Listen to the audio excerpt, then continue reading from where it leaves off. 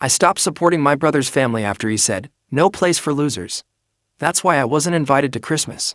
Now he's losing it. In fact, I was excited for Christmas this year. I wasn't rushing to finish everything at the last minute for once.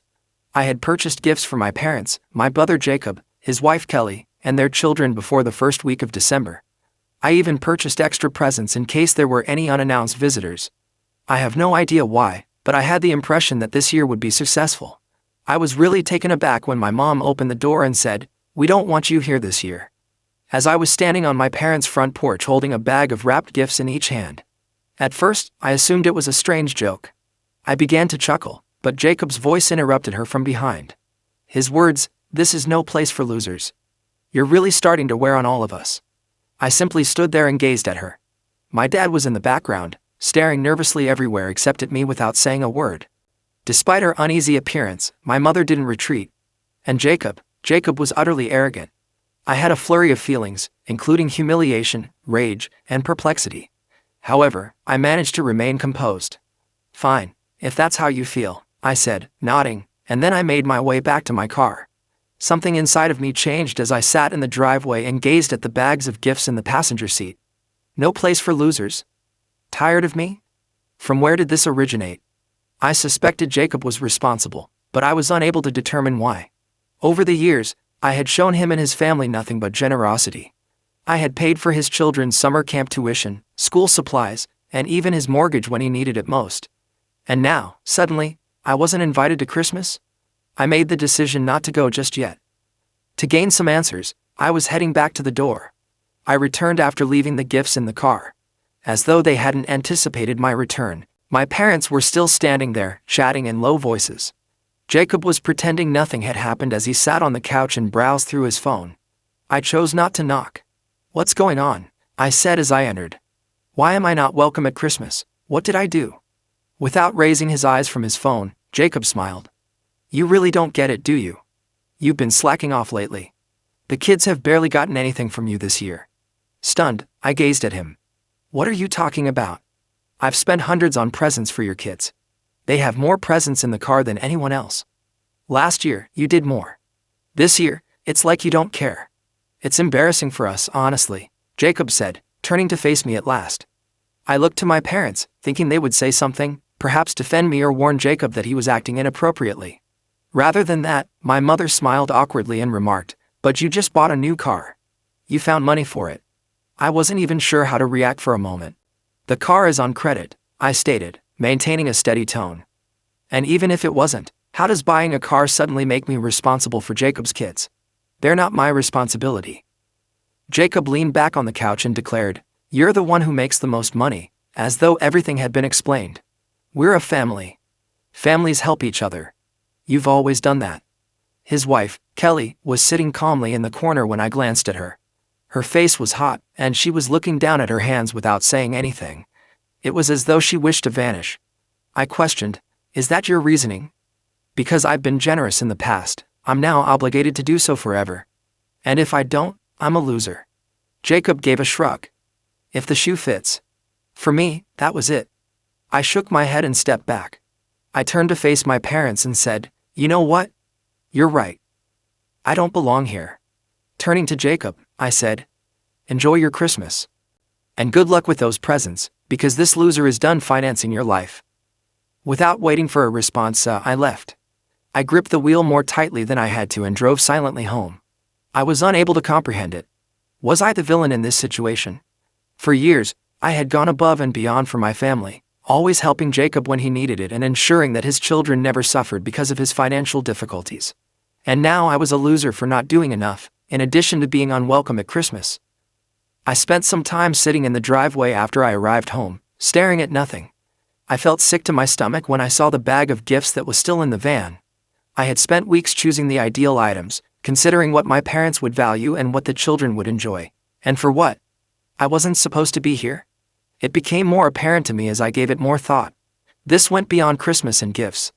I had been too blind, or perhaps too willing, to notice that this had been developing for years. The fact was that Jacob had always relied on me. He and Kelly had a difficult financial beginning to their marriage. He struggled to maintain a consistent job, and Kelly's part-time job hardly provided for their basic needs. With the assumption that it would only be for a short time, a few hundred here, a few hundred there, I volunteered to help. Once, when they were in danger of being evicted, I assisted with the rent. Later, when their second child was born, I helped with childcare. A little while became years, however. Jacob always called me first when he was having a bad day. To be honest, I always said yes because I cared for his kids, not because I had to. I didn't want to see my brother and his family suffer, and I didn't want them to be without. In retrospect, I saw that I had produced this dynamic. Jacob relied on me too easily because of me. It became entitlement somewhere along the line and ceased to be thankfulness. The final straw was being excluded from my own family's Christmas celebration tonight because I didn't do enough. I decided I was done when I woke up the following morning with more clarity. Don't help Jacob any longer. No more incessant presents to compensate for his inefficiency. He could decide for himself if he wanted his children to have the items I had given them. Making the choice wasn't simple. Not only would I lose my brother's financial support, but I would also jeopardize my connection with him, his kids, and possibly even my parents. However, I couldn't continue to be treated more like an ATM than a brother and son. They didn't contact me, and I didn't contact anyone. Perhaps they received the message, I thought. However, I should have known Jacob wouldn't take it so lightly. New Year's Eve was spent in complete silence. No texts, no phone calls, nothing. My parents, Jacob, and even Kelly didn't get back to me. I was all alone over the holidays for the first time in years. Although I didn't anticipate them contacting me, it was an odd sensation when midnight passed and my phone was still silent. I'll admit that I considered phoning, but every time I did, I thought of Jacob's sneer in his statement, "No place for losers." I had been the one keeping things together for years, and they had the gall to treat me as though I were disposable. I would give them distance if that was what they desired. I started to notice a change by the middle of January. Kelly has always been a reserved individual who shied away from confrontation. However, she unexpectedly texted me one evening. It was succinct and direct. "I just wanted to say I'm sorry. I don't agree with what happened. Jacob won't hear it from me, but I thought you should know." Unsure of how to react, I sat for a while looking at my phone. The fact that someone in the family recognized things for what they were was comforting, on the one hand. However, Kelly's apology suddenly seemed like too little, too late because she had not spoken that evening. At last, I responded, "I appreciate it, Kelly, but this isn't something I can just move on from." I didn't mind that she didn't continue the topic. The surprise visit. Then, in early February, Jacob unexpectedly arrived at my residence. When I heard the knock on the door, I was in the middle of a work meeting. I initially disregarded it as I wasn't expecting anyone. However, the knocking continued. Jacob was there when I eventually opened the door, and he looked more unkempt and irritated than I had ever seen him. Before I could stop him, he remarked, "We need to talk," and went inside. I folded my arms. "What's this about?" He was direct and concise. "You need to stop acting like this and start helping out again." I laughed because I couldn't believe he meant it, not because I thought it was amusing. "Helping out? You mean pay for your life?" I told you, I'm done with that. He gave me a scowl. "You're the one with the money. Do you know how hard it's been for us since you decided to act like this? The kids barely have what they need. Kelly's trying to keep it together, but we can't do it without your help." What I was hearing was unbelievable. Are you listening to yourself right now? You're a grown man, Jacob. You have a wife and children. If you need more money, go out and earn it. It's not my job to solve your problems. He retorted. "You've always helped before. Why are you being so selfish now?" "Selfish?" I said again. "You want to talk about being selfish? Let's talk about how you lied to our parents about me, turned them against me, and then banned me from Christmas because I didn't spend enough on your kids. And now you're here asking for more? You've got some nerve, Jacob." I interrupted him by raising a hand before he could say anything further. "We're done here. I'm not giving you another dime, and I don't want to hear from you again until you figure out how to act like an adult." He glared at me as he stood there for a while before hurriedly leaving. I assumed that would be the last of it for a while once Jacob stormed out. He would grumble to my parents, but he would soon realize that I wouldn't give up. I was mistaken. I received a call from an unfamiliar number 2 days later. I wouldn't have answered normally, but I felt compelled to do so.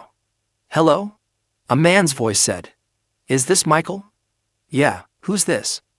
"This is Mark Dawson. I'm a lawyer. I represent a client who has recently expressed concern about certain financial matters involving your family."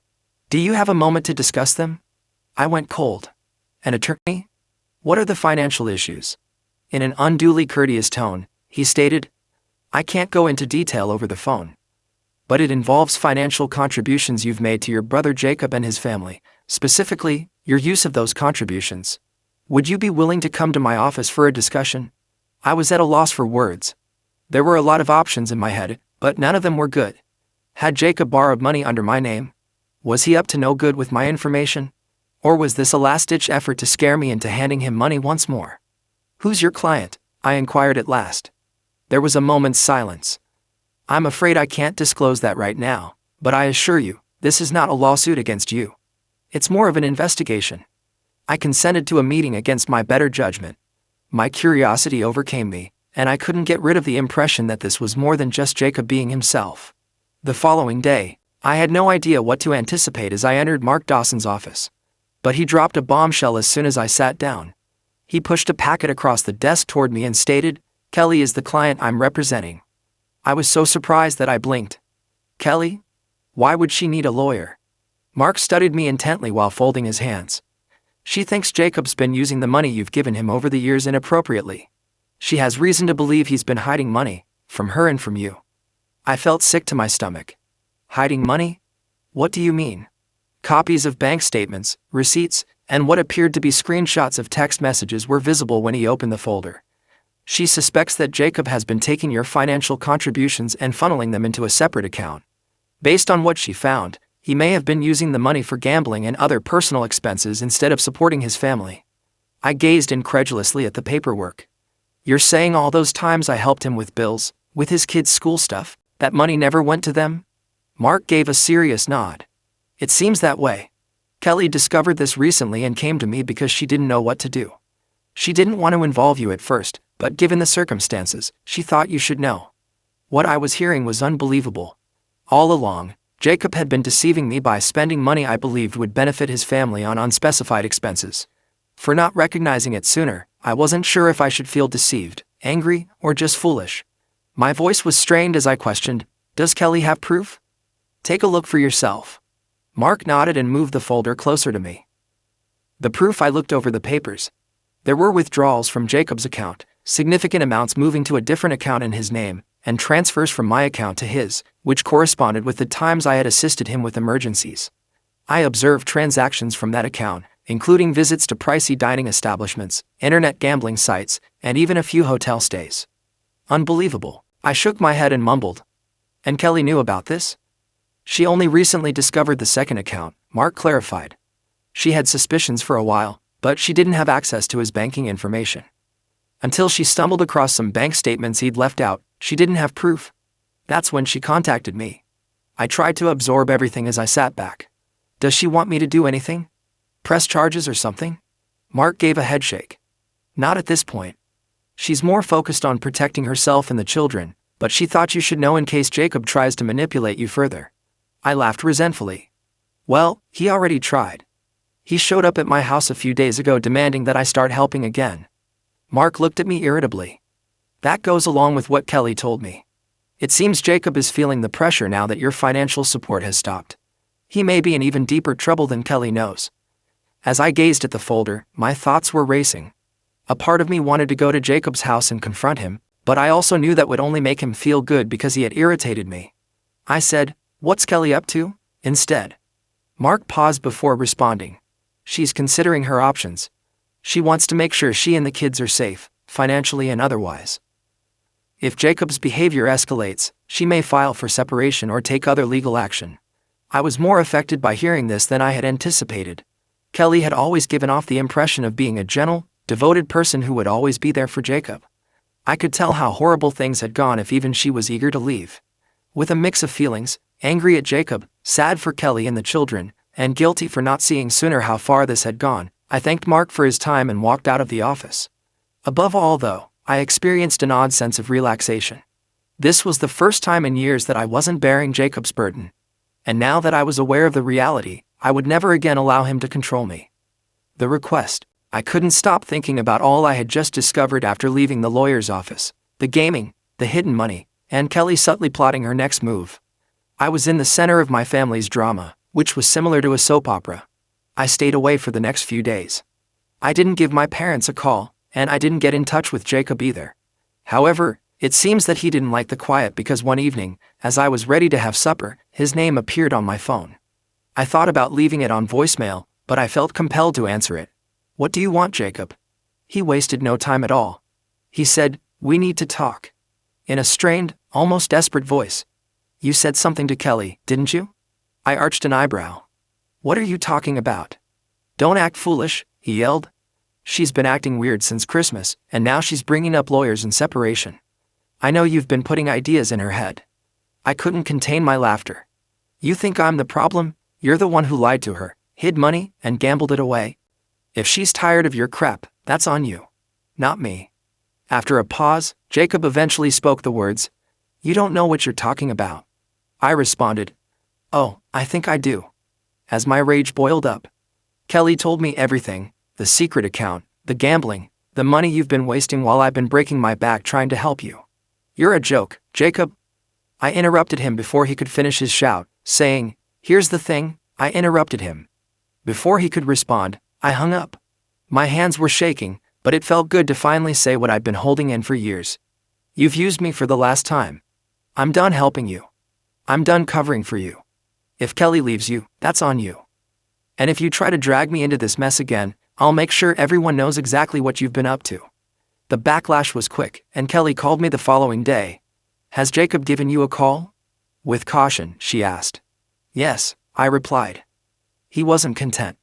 "Has something taken place?" "I confronted him about the gambling and the hidden account," she said after hesitating. "He acknowledged some of it, but he is still making an effort to downplay it." "Are you all right?" I inquired. Despite not hearing it, she answered, "I'm fine." But she was sick of defending him. "The children are worthy of better." I knew things were terrible between them, but hearing her say that felt like the beginning of the end, and it impacted me harder than I thought it would. "Whatever you decide to do, you have my support," I replied. "Thank you," she said softly. "And I apologize for everything.